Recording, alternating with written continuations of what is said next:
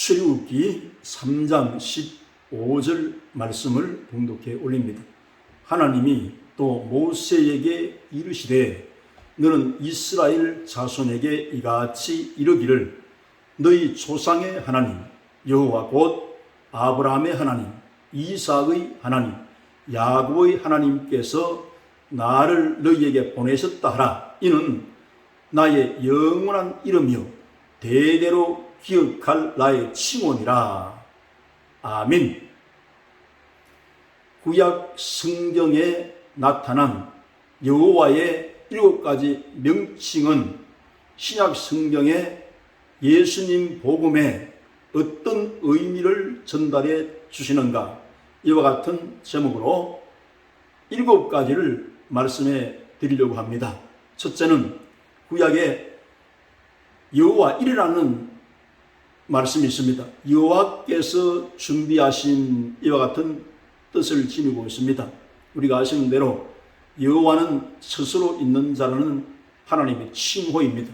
창세기 22장 14절의 말씀을 보면 여호와께서 아브라함을 시험하기 위해서 백세에 준 아들 이삭을 모리아 땅 내가 지시하는 한 산에 가서 그를 번제로 드리라 이렇게 명령을 하셨는데, 아브라함이 순종하는 마음을 가지고 그 이삭과 더불어 아침 일찍 장작을 쪼개어 가지고 사환 둘과 함께 이삭이 3일 길을 떠나와서 그곳에 도착합니다.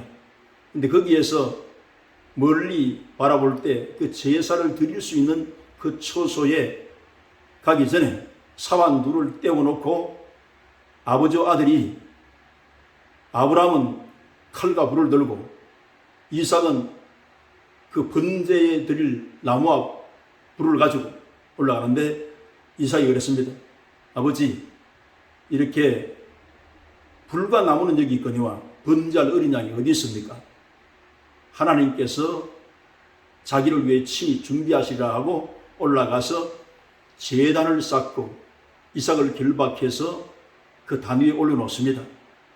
그리고 칼을 들고 제물을 잡아야 되기 때문에 그 제물을 잡으려고 손을 올리는 순간에 아브라함아 아브라함아 하시면서 이제 네 아들 이삭보다 나를 더 경외하는 줄 알았다 하시면서 멈추게 하시고 바로 뒤를 돌아보니 숫양이 그 뿔이 수풀에 걸려 있었습니다. 그래서 그 숫양을 잡아서 번제를 드렸습니다. 이건 하나님의 예비하심을 보여주는 사건인데, 그래서 이 번제를 드리고 아브라함이 그 땅 이름을 여호와 이레라 아브라함이 그렇게 칭하고, 오늘날까지 많은 사람들이 여호와의 산에서 준비되리라 이렇게 말씀이 기록되어 있습니다. 그러면 여호와의 산은 무엇을 예표하고 있습니까? 예수님께서 인간으로 오셔서 갈보리 십자가 위에서 구원을 준비하시는 그 산을 의미합니다. 그러면 갈보리 십자가에서 왜 예수님은 피 흘려 죽음을 치르셨습니까? 성경의 말씀대로 우리의 죄악을 담당해서 희생 제물이 되어 그 보혈을 쏟고 죽음을 치워야만이 구원이 완성되기 때문에 우리 인류의 구원을 위해서 예수님을 준비한 것은, 수양을 준비한 것은 예표이고 예수님은 실체로 오셔서 그 역사를 이루셨습니다. 그래서 인생이 수양을 쌓거나 도덕적인 삶을 아무리 반듯하게 살아도 죄가 없어지는 것이 아니에요. 또 어떤 우리가 고행을 한다 할지라도 죄가 없어지는 것 아닙니다. 수양을 쌓는다고 해서 죄가 없어지는 것이 아니에요. 그래서 하나밖에 없는 독생자 예수님을 십자가에 못 박아서 우리의 구원을 준비하신 겁니다. 주님은 그래서 준비하신 하나님으로 나타나는데, 예수님을 통해서 구원을 준비하실 것을, 이것을 구약은 예표로 보여주고 있습니다. 여기에 아브라함은 성부 하나님을 상징하고, 이삭은 예수 그리스도 하나님의 아들 독생자를 상징하고, 사환들은 성령을 상징합니다. 삼일체 하나님의 역사를 예표로 보여준 사건이 이 사건인데, 그러면 우리 하나님께서 우리 인생을 사랑하사 독생자를 보내서 구원을 예비하고 부활의 생명을 예비하고 저 천국을 예비하시는데, 예수님이 직접 입으로 말씀하실 때 제자들에게 내가 너희를 위해서 거처를 예비하러 가노니 가서 너희를 위하여 거처를 예비하면 내가 다시 와서 나 있는 곳에 너희도 있게 하겠다고 천국을 예비하는, 그 예비라는 말씀을 그 입으로 하십니다. 그래서 하나님은 예비하셨는데, 우리가 삶 속에도 우리가 눈을 열어서 보면 우리가 태어나기 전에 부모를 예비하시고 또 태어나서도 학교를 예비하고 또 병원을 예비하고, 이 문화가 발달된 이 사회 속에서도 하나님의 예비하심을 우리 몸소 삶 속에서도 느낄 수 있도록 하나님은 예비하신 하나님이시기 때문에 우리를 위해서 준비한 모든 것은 눈으로 보지 못하고 귀로 듣지 못하고 사람의 마음으로 깨달지 못할 정도로 하나님은 철저하게 성실하게 예비하셨기 때문에 인생은 하나님이 예비하신 은혜를 쫓아 사는 것이 하나님의 인도하심이라는 것을 믿고, 하나님 메시지를 받은 우리들이 하나님의 예비하심을 따라갈 때 예비하신 복을 만나고 예비하신 하나님의 은혜를 힘입어서 주의 사랑을 받는 그 순종의 삶의 은혜가 넘칠 수 있는 축복이 있으시기를 바랍니다. 두 번째는 출애굽기 15장 26절에 여호와 라파라고 게시되어 있습니다. 이건 하나님은 너희를 치료하시는 여호와라 그랬습니다. 구약 성경을 보면 모세를 통해서 이스라엘 200만이 홍해를 건너서 수르 광야에 왔을 때 3일 길을 갔었는데 마라에 도착합니다. 그 마라에 도착했는데 백성들이 목이 타서 견딜 수가 없었습니다. 근데 물을 발견했는데 써서 먹을 수가 없어요. 그래서 원망불평을 할 때 모세가 하나님 앞에 부르짖었더니 하나님께서 한 나무를 지시하는지라 그 나무를 꺾어다가 물에 던지니 썩물이 단물로 변화되었습니다. 요 찰나에 하나님께서 이스라엘 민족을 시험하사 율법을 지키고 그 규례대로 행하면, 나의 계명을 청종하면 애굽에 내렸던 재앙도 내리지 않을 뿐 아니라 질병의 모든 것을 이스라엘 민족에게 내리지 않기로 약속하면서 자신이 직접 말씀하신 내용이 나는 너희를 치료하는 여호와라 그랬습니다. 다른 말로 하면 너희 의사라고 말입니다. 그래서 인생은 아담 타락 이후로 하나님을 떠나면 병들게 되어 있습니다. 정상 아닌 모든 것이 병이기 때문에 우리가 영이 병들고 마음이 병들고 육체가 병들고 삶이 병들어서 우리는 하나님 앞으로 나와야 되는데, 여기 치료의 방법을 하나 가르쳐 드리겠습니다. 우리가 예수님을 믿고 구원을 받아서 성령을 모시면 예수님이 우리 속에 들어오셔서 네가 내 안에 있고 내가 네 안에 있다고 하신 그 말씀대로 살아계신 예수님이 우리 속에 들어와 계시기 때문에 우리가 하나 이것을 발견하면 됩니다. 병이 셉니까? 예수님의 치료의 능력이 셉니까? 예수님이 세기 때문에, 그래서 우리 속에 계신 예수님은 병을 능히 이겨낼 수가 있어요. 예수께 채찍이 맞아 대속을 치루어서 우리에게 나음을 주셨고 야단치기 남방의 병을 짊어진 예수님이 우리 속에 들어와 계시기 때문에 우리가 병을 몰아낼 수 있습니다. 몸속에 있는 질병은 빠져나갈지어다 예수 이름으로 명하노라 이렇게 하면서 떠나 이럴 때 예수님 능하신 그 능력이 병을 몰아내고, 또 병든 사람에게도 예수로 이름 명하느니 질병은 떠나갈지어다 이렇게 명령할 수 있습니다. 또 여기 병들었다는 것은 하나님을 떠난 인생이기 때문에, 그래서 예수님 믿지 않는 사람들의 특징은 이 세상 살면 한 번도 예수님의 사랑을 제대로 받아보지 못한 그런 특징이 있습니다. 왠가 하면 예수님 만나지 못하기 때문에, 그가 사랑을 베풀고 은혜를 베풀고 구원을 베푸는 그 은혜를 체험하지 못했기 때문에 그렇습니다. 그래서 영이 병들어서 영이 죽어 있습니다. 예수님을 믿고 구원함을 받으면 하나님의 자녀로서의 신분을 회복하고, 또 우리가 십자가를 통해서 저주가 끊어지고 이제 하나님을 향해서 찬양하고 예배하는 그 영적 생명 있는 삶을 우리가 살아갈 수 있도록 하나님께서 영을 치료하시는데, 그리고 마음도 치료하고 우울증과 스트레스가 광명한 밝은 빛이 우리 속에 들어오면 어둠이 물려가듯이 예수님의 말씀과 생명이 우리 속에 들어오면, 치료의 생명이 들어오면 병은 밀려져 나가게 되어 있습니다. 우울증이 자리 잡을 틈이 없어요. 기쁨의 성령께서 오셔서 우리 마음을 밝게 하고 환하게 하고 또 치료하신 성령을 통해서 육체를 건강하게 하기 때문에, 그래 특별한 이유를 제외하고는 우리가 건강하게 살기를 원합니다. 그래서 우리 속에 치료하시는 강력한 예수님이 들어와 함께 살고 계시다고 믿으면 우리는 그 든든한 마음을 가지고 병을 몰아내고 건강한 삶을 살 수 있도록 예수님은 그렇게 오셨기 때문에, 여호와 라파 하나님은 인간으로 오셔서 그가 채찍마다 피를 쏟은 것은 피값을 찾으라는 겁니다. 대속의 피를 흘렸으면 그 피값을 찾는 것이 우리가 병을 치료받아 강건할 수 있는 이 은혜 속에 들어오면 그 효험이 나타나기 때문에 예수님의 대속의 사건이 헛되로 돌아가지 않는다는 것을 기억하시기를 바랍니다. 그럼 세 번째는 출애굽기 17장 15절에 여호와 니시 하나님, 여호와는 나의 깃발이다, 나의 승리다 하는 말씀입니다.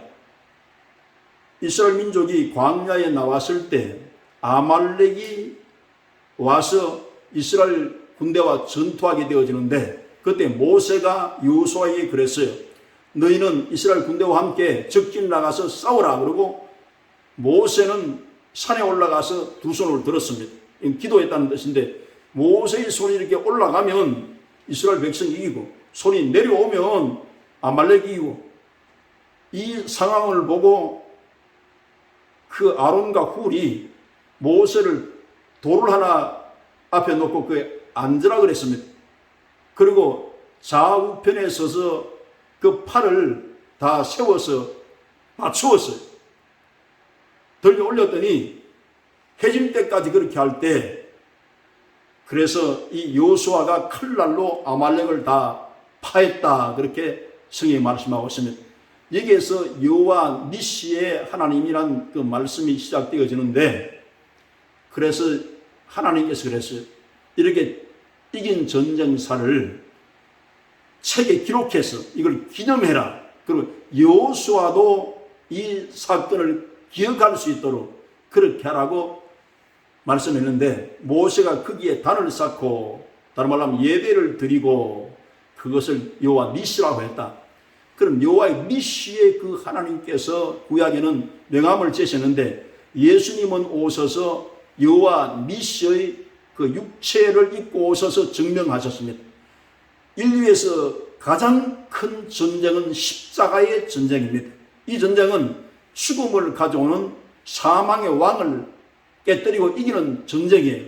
예수님께서 십자가에 올라가셔서 원수 마귀의 머리를 부셔버렸습니다. 사망을 가져오는 죄악을 해결하기 위해서 자기 몸에 우리 인간의 죄를 걸머지고 십자가상에서 죽음을 치루셔서 사망을 완전히 없애버렸다고 말입니다. 죽음을 이기셨다고 말입니다. 죽으셨다가 3일 만에 부활하시기 때문에 이제는 예수님께서 이겨놓은 싸움을 싸우기 때문에 우리가 승리의 계가를 부르면서 선포만 하면 됩니다. 십자가상에서 예수께서 다 이겨놓았기 때문에 이제는 십자가로 승리했다. 우리는 이겼다. 우리는 승리자다. 그래 인생에 아무도 패배자가 없어. 예수님 믿으면 예수님 승리, 우리의 승리가 되기 때문에. 그래서 주님 내게 승리 주시니, 우리 참 기뻐하는 모음성가 되잖아요.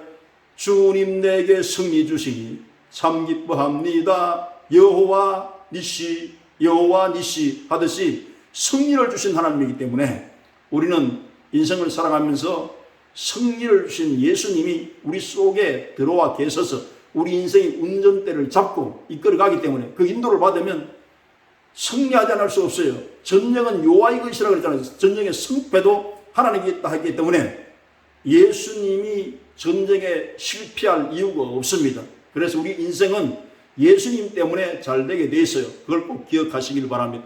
네 번째는 사사기 6장 24절 말씀에 여호와 샬롬이라는 말이 있습니다.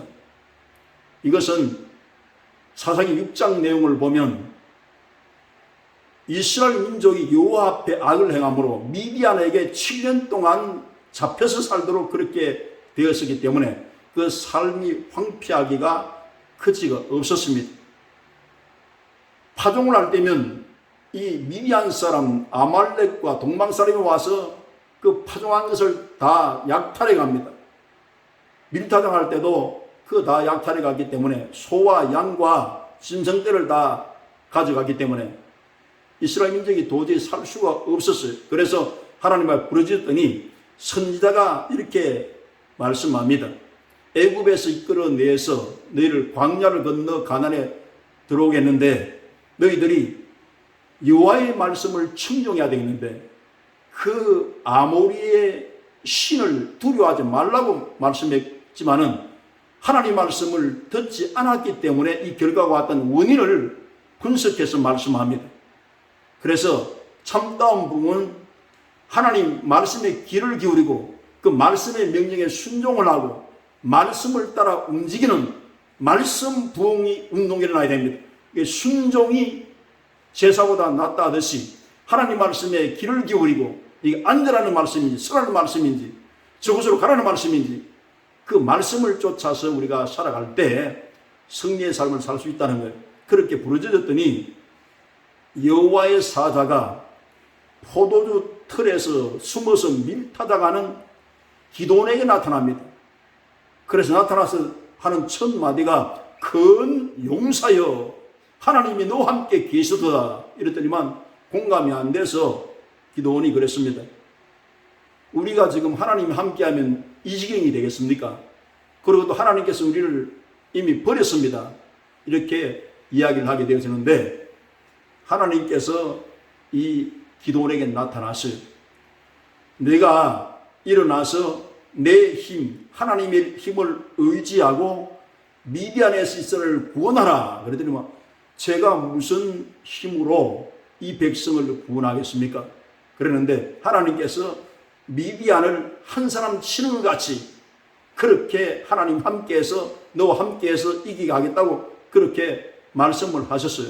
근데 자기 자신을 돌아보니까 기도원이 이런 고백을 합니다. 우리는 베냐민 족속 중에 가장 작은 사람이고 우리 아비 집에서도 가장 미약하고 작은 사람입니다. 그렇게 말하게 되어지는데 그러나 하나님이 너와 함께 하겠다고 굳건한 약속을 주었습니다. 그럴 때 그러면 나에게 지금 말하는 분이 주 되신 것을 어떻게 증명할 것을 내게 보여주십시오. 그래서 주의 사자를 잠깐 거기에 머물게 하고 집으로 돌아가서 뭘 했는가 하면 염소 새끼를 잡아서 고기를 그 소쿠리에 담고 무교 전병을 굽는데 한 에바는 히브리 고대의 그 부피를 측정하는 것인데 한 22리터 되는 그런 밀가루를 반죽을 해서 무교 전병을 만들었습니다. 그리고 북을 양푼에 담아서 그걸 가지고 주의 사자 앞에 왔는데 아직까지 떠나지 않고 거기 있는 것을 보았어요. 주의 사자가 그것을 반석에 놓으라 그랬습니다. 그러니까 고기와 무교 전병을 거기에 놓았는데 국을 그 위에 쏟아부으라 그랬어요. 그대로 순종해서 이렇게 쏟아부었는데 주의 사자가 지팡이를 하나 꺼내더니만 그 지팡이로 무교 전병과 고기에 이렇게 끝을 대니까 반석에서 불이 나서 그 재물을 다 태워버렸습니다. 그리고 흔적 없이 주의 사자는 사라지게 되어집니다. 놀라서 기도원이 슬퍼도소이다. 내가 죽게 되었나이다. 그럴 때 하나님께서 네가 죽지 아니하리라. 두려워 말라. 안심하라고 그렇게 하셨습니다. 그래 너무나 그 은혜에 감사해서 거기다가 기도원이 제단을 쌓고 여호와를 위하여 제단을 쌓았다 그랬습니다. 예배는 여호와를 위한다고 하는 기도원의 이 예배의 자세를 여기에 잘 아주 피력해 주고 있어요. 예배는 하나님을 위한 것입니다. 그렇게 해서 여호와 살롬이라 하나님은 평강을 주시는 분이라 이렇게 구약성경이 말씀했습니다. 그럼 예수님은 육신을 입고 오셔서 인간 세계에 와서 어떤 평강을 주셨습니까? 예수님 직접 하신 말씀이 이러하십니다. 내가 너에게 평안을 주노니 그 평안은 세상이 주는 평안과 다르다고 말씀하시고 십자가에 죽으시고 부활하시고 만나는 사람들에게 여러 차례 너희에게 평강이 있을지어다 이렇게 말씀했어요. 그럼 이 평강이란 어떤 평강인가 하면 하나님의 정서 속에 있는 편안함을 말하는 환경을 초월해서 평안한 것을 말씀해요. 한 가지만 예를 들면 예수님께서 사역하실 때 풍랑이 일어나는 바다에 노를 저어서 제자들과 함께 저편으로 건너가는데 거센 풍랑 때문에 그 배에 물이 막 차고 들어옵니다. 그런데 급히 예수님을 깨운 것은 보물에 베개를 두고 주무셔요. 태연하게 주무시기 때문에 선생이여 우리 죽게 된 것을 돌아보지 아니하시나이까 이렇게 급하게 흔들었습니다. 그래서 예수님께서 일어나셔서 이 바람과 파도를 향해서 고요하라 잠잠하라 이렇게 하시니 물결이 아주 잔잔하게 이렇게 승난 파도가 그만 그치게 되었습니다. 그러나 예수님이 보물에서 베개를 베고 주무셨다는 것은 하나님이시기 때문에 이 평안을 가지고 계셔요. 이 평안을 우리가 받을 수 있으면 얼마나 감사한 일입니까? 하나님을 모시고 또 예수님이 우리 속에 들어와 계시기 때문에 예수님의 평안이 우리 속에 넘쳐나도록 그런 인생을 살기 위해서 환경을 초월해서 성령이 충만하고 예수님 모시고 사는 분들은 하늘의 평강을 맛보며 사는 겁니다. 이 평강이 우리 마음속에 충만하기를 예수님을 축복합니다. 그래서 하나님께서는 다가오시면 평안을 주십니다. 평화 평화로다 하늘을 위해서 내려오네. 하는 그 평화가 그 하나님의 역사도 아주 평안한 가운데 일어납니다. 하나님 오시면 어느 가정이든지 교회든지 그렇게 평안할 수가 없어요. 이게 하나님의 임재의 모습입니다.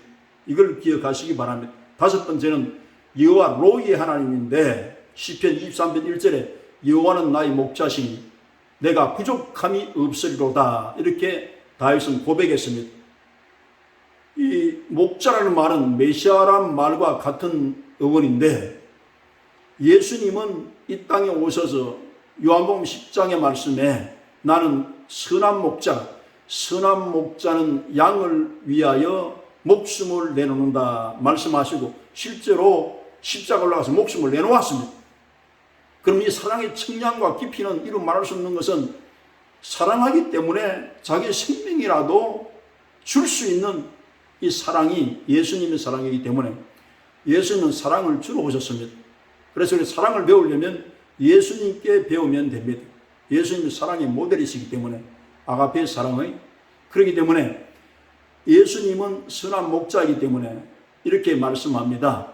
도둑 오는 것은 도둑질하고 죽여 멸망시킨 것이지만은 내가 온 것은 양으로 생명을 얻게 하고 풍성히 얻게 하기 위해서 내가 이 땅에 왔다는 말씀을 하시고 내게 오는 자는 결코 죽이지 아니하리라. 들어가면 나가면 꼴을 얻으리라. 꼴을 얻으라는 것이 말씀이거든요. 다윗이 고백한 대로 푸른 초장 잔잔한 물가로 인도한다는 것은 이 성경 66권의 말씀을 통해서 이 말씀이 전부 다 푸른 초장과 같이 양에게 생명을 주는 말씀이기 때문에 그렇게 우리가 이해하면 됩니다. 그리고 생수의 강이 흐르도록 성령의 충만을 받아서 슬픈 자리에도 기뻐할 수 있고 낙담한 자리에서 소망을 가질 수 있고 환경을 초월해서 하나님이 함께 하시기 때문에 사망의 엄청난 골짜기를 지날지라도 해를 두려워하지 않을 것은 주의 지팡이에 막대기가 나를 안위하시니라 하신 그 다윗의 고백처럼 우리의 인생의 어떤 상황이라도 하나님은 목자 되어서 이끄신다고 말씀하고 계시기 때문에 선한 목자의 인도를 쫓아서 안전한 인생을 살라는 겁니다. 목자는 먹이시고 인도하시고 지시하시고 가르치시며 양을 위해서 사랑 베풀어 생명까지 줄 수 있는 양이 우리의 목자가 됐으니까 우리는 인생에 정말 복받은 사람입니다. 그래서 선한 목자 예수님을 쫓아서 천국까지 가는데 그 여호와 로이의 하나님이 나의 하나님이라고 믿으면 그렇게 든든할 수 없고 언제든 시를 따라 때를 따라 은혜를 주신 하나님 앞에 감사하는 삶을 살아갈 수가 있게 되는 것입니다. 여섯 번째는 여호와 찌더게뇨. 예레미야 23장 6절에 여호와는 우리의 의라 그랬습니다. 5장부터 6절의 그 말씀을 보면 때가 이르리니 다윗에게서 의로운 한 가지가 나게 해서 거기서 왕이 나겠는데 이는 지혜롭게 행하며 공평과 정의를 행할 것이고 그 예수님 메시아가 나타나시면 이스라엘 민족이 구원을 받게 되고 이스라엘은 유대 나라는 구원을 받게 되고 이스라엘은 평화롭게 되리라. 이 말씀하시면서 여호와 하나님은 우리의 의라 이렇게 말씀을 하고 있습니다. 주 예수님은 이 땅에 의를 주러 오셨습니다. 그래서 예수님 시대에 육체를 입고 오셔서 그 사회상을 볼 때 이 바리새인들은 율법의 의에 꽉 차가지고 의의 줄인 것을 모르기 때문에 예수님을 떠밀어냈습니다. 예수는 영접지도 않냐고 그를 받아들이려고 생각을 안 했습니다. 또 어떤 사람은 자기 의로 가득 차고 어떤 사람은 도덕적인 의로 가득 차서 예수님의 진가를 모르고 주님이 베푸신 은혜에 대해서 그걸 기대하고 소망하면서 열망하고 상황하는 마음이 없었어요. 그래서 예수님께서 산상수훈에서 의에 줄이고 목마른 자가 복이 있다고 말씀했습니다. 그럼 우리가 우리 자신을 질문할 때 우리가 의에 줄이고 목마른 적이 있었습니까? 또 의에 배부러 본 체험이 있습니까? 복음은 이렇게 가르칩니다. 율법의 의로서는 의로움을 받을 자가 없는데 율법을 다 지켜도 구원이 못 됩니다. 왜냐하면 율법을 다 지킨다고 해서 아담이 선악과 먹은 원죄가 해결되는 것 아니에요. 그럼 우리가 이 땅에 분명히 알아야 할 것은 이 세상에 많은 사람들이 사람이 왜 이 땅에 왔다 죽는 이유를 모르고 죽는 사람들이 박사학위를 3개 가진 분들도 정말 많습니다. 그 의미는 모르고 떠나는 사람이 있어요. 성경은 말하기를 우리는 죄인이라고 가르치는데 아담이 선악과 먹은 원죄와 그 다음에 우리 율법을 어긴 죄를 십자가에 2가지 죄를 전체를 가지고 십자가 못 박혀 죽으신 것은 인간이 해결할 수 없는 것이 원죄이기 때문에 예수님이 원죄와 자범죄를 해결하기 위해 십자가에 죽으셔서 부활하셨습니다. 그럼 이걸 우리가 믿음으로 은혜로 받아들이면 완벽한 하나님의 의에 하나님처럼 의로워지는 이 의에 도달하는 길은 복음밖에 없어요. 이 의를 받아들였을 때 깨달은 것이 의에 배부른 겁니다. 누가 하나님처럼 의롭다고 인정해 줍니까? 그리스도께서 희생되기 때문에 그 피로 인해서 은혜로 값없이 의롭다함을 얻었다고 로마 3장부터 그렇게 말씀하셨잖아요. 모든 사람이 죄를 범했음에 하나님 영광을 이루지 못하지만은 그래도 예수 안에 있는 구속으로 말미암아 우리가 값없이 의롭다함을 얻었다고 성경에 똑똑하게 기록을 했다 이 말입니다. 이 세상에 어떤 것으로도 의에 도달할 수가 없습니다. 그래서 이 의에 배부르려면 주님이 있어야 되는데 다른 방법으로는 안 되는구나 하고 끝내는 은혜를 받아들이는 이 길밖에는 구원의 길이 없다는 것을 말씀하게 돼요. 주님은 이 의를 육체를 입고 오셔서 우리에게 주기를 원했어요. 그래서 예수님 그러셨잖아요. 너희 의가 서기관과 바리새인보다 낫지 못하면 결단코 천국에 들어가지 못하라. 이거 얼마나 심각한 말씀입니까? 그 바리새인과 서기관보다 더 나은 의가 예수님 의보다는 여기는 다른 게 없잖아요. 그래서 예수님은 말씀한 겁니다. 줄이고 목마른 자, 의에 줄이고 목마른 자가 복이 있다. 이거 하나만 똑바로 우리가 깨달아도 신앙생활에 큰 변화와 혁신이 있을 수 있어요. 우리 은혜 외에는 안 된다는 겁니다. 이걸 예수님은 주시기 위해서 육체를 입고 오셔서 십자가에 못 박혀 희생의 피를 쏟았다. 그 말씀입니다. 예수님은 우리에게 의가 되시고 의라는 것은 죄 없는 상태인데 의로운 삶도 그들의 뜻을 쫓아 살아갈 때 예수님 우리 속에 오셔서 예수님이 의롭게 살 수 있도록 성령이 지원하고 도와주고 이렇게 해서 이끌어가는 것이지 인간의 힘으로는 의롭게 살아갈 수가 없습니다. 성령의 도움을 받아 우리가 그런 일이 가능하다는 것을 예수님이 그렇게 말씀하고 있습니다. 마지막 7번째 에스겔 48장 35절에 여호와 삼마라 여호와께서 거기 계시다 이렇게 말씀했는데 요거는 에스겔 48장 전체의 내용을 보면 요거는 이스라엘 12지파의 땅 분배하는 내용입니다. 그러나 여호수아에게 부탁을 해서 하나님께서 이렇게 12지파에게 가나안에 들어왔을 때 땅이 분배됐지만 요 에스겔에서 나타난 그 말씀은 지금 이스라엘 민족이 바벨론의 포로 상태인데 환상을 보여주었습니다. 앞으로 되어질 일에 대해서 이걸 계시한 것이기 때문에 이 부분을 조금 이해할 필요가 있습니다. 여기 에스겔의 환상에 보면 계단식으로 남북으로 질서정연하게 12지파의 땅이 분배되어 있어요. 그리고 여기 분배된 이 땅을 환상을 이렇게 보면 그 땅이 요단강 서편에 이렇게 몰입되어 있고 그리고 이 땅이 앞으로 예언대로 이렇게 되어진다기보다는 예시를 보여줍니다. 신약에 와서 새하늘과 새 땅이 이루어지는 그 요한계시록 21장의 내용을 예표하고 있습니다. 그래서 그 내용을 자세히 읽어보면 예루살렘에 12 출입문이 있는데 거기에 동서남북으로 세 문이 있고 거기에 12지파 이름이 기록되어 있어요. 여기 요한계시록 21장에 나타난 그 말씀과 흡사합니다. 앞으로 이스라엘 민족이 포로에 세방되어서 이 땅을 차지하고 영원하신 하나님 통치할 것을 가르쳐주는 소망의 메시지, 희망의 메시지, 회복의 메시지를 말씀하면서 여기에 중요한 내용이 뭔가 하면 우리가 성전에서 예배 드리고 기도도 하는데 하나님의 관계에서 중요함을 가질 수 있는 하나님의 관계성이 중요한 것이지 건물 속에 계신 하나님은 아닙니다. 그래서 주님이 하신 말씀대로 이 예루살렘 성전에서 이 성전을 헐라 내가 3일 만에 지으려 할 때 46년 동안 지은 성전을 3일 만에 짓겠다 하느냐, 예수님 이렇게 이해 못하고 그렇게 말씀했지만 십자가에 죽고 부활하시고 성령이 와서 우리가 성령의 전, 우리 몸이 성전이 되고 성령의 전이 되기 때문에 만왕의 왕을 모신 우리가 궁궐이 되어 있습니다. 그래서 하나님과의 관계 속에서 이것이 존귀한 것이지 건물 속에만 있는 하나님이 아니라는 거예요. 그리고 우리 신자들이 여호와의 이름 7가지 명칭이 우리 속에 은혜로 주어져서 예수님을 통해서 우리 속에 그 은혜가 흘러 들어와서 정말 나의 하나님 고백이 살아보니 이 아브라함처럼 여호와의 이레에 준비하신 하나님이더라.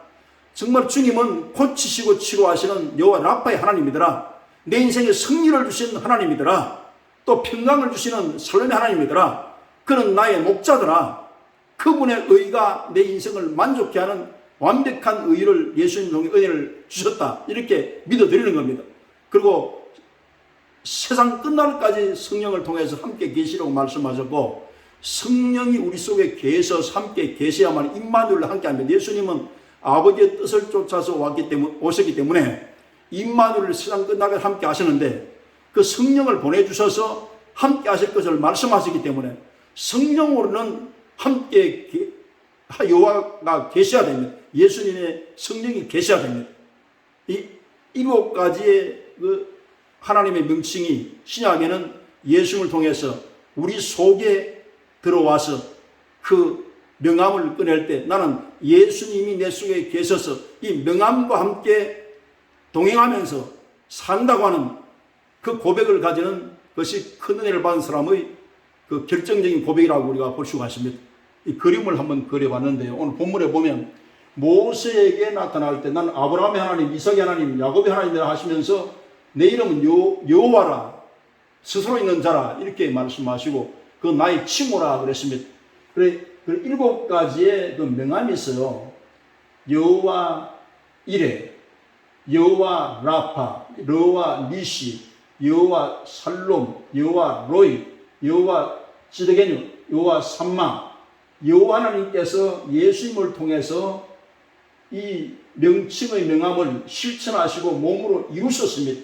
이 이루시기 위해서 십자가의 죽음도 피하지 않고 죽으셨고 3일 만에 부활하셔서 인생에 오셔서 죄에서 자기 백성을 구원할 자라고 하는 사명의 이름을 그대로 성취하셨습니다. 이 그림을 이렇게 그리고 니시는 이스라엘과 북기를 이렇게 그린 것은 아말렉 전투에 승리한 여기부터 여호와 니시라는 표현이 사용되기 때문에 이렇게 그려보았습니다.